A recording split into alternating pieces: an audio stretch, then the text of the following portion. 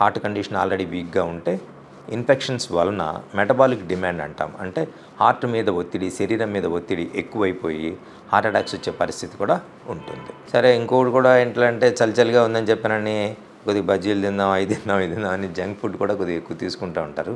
అది కూడా ఒక రీజన్. కాదేంటంటే చలికాలంలో హార్ట్ అటాక్ వచ్చిన తర్వాత చలిగా ఉంది కాబట్టి ఏదో కడుపులో ఇబ్బందిగా ఉంది, చలిగా ఉంది కాబట్టి నాకు కండరాలన్నీ బిగుసుకుంటున్నట్టున్నాయి. ఒకసారి హార్ట్ అటాక్ సిమ్టమ్స్ వచ్చినా కానీ కూడా వాటిని సరిగా గుర్తుపట్టలేకపోవడం అనేది జరుగుతుంది. లేటుగా హాస్పిటల్కి రావడం ఇట్లాంటివి కూడా జరుగుతుంది. ఇవి కూడా ప్రమాదానికి దారితీస్తాయి. సో మనం ఓవరాల్గా ఏం చేయాలి? ఇట్లా వస్తుందని అనుకోవడం కాదు. దానికి రాకుండా ఏం చేయాలని అంటే వామ్ టెంపరేచర్లో ఉండేటట్లుగా మనల్ని మనం అరేంజ్ చేసుకోవాలి. యాక్టివ్గా లైఫ్ స్టైల్ ఉండటము, ఏదైనా ప్రాబ్లమ్స్ ఉంటే కనుక రెగ్యులర్గా మెడిసిన్స్ వాడుకోవటము, ఆ మెడిసిన్స్ అన్నింటినీ కూడా ఖచ్చితంగా యూజ్ చేయటము, ఫ్రీక్వెంట్గా డాక్టర్ని వెళ్ళి కలవటము, ఇట్లాంటి కార్యక్రమాలు కనుక మనం తీసుకున్నట్లయితే ఆ హార్ట్ అటాక్స్ వచ్చే ఇన్సిడెన్స్ కూడా తగ్గిపోతుంది.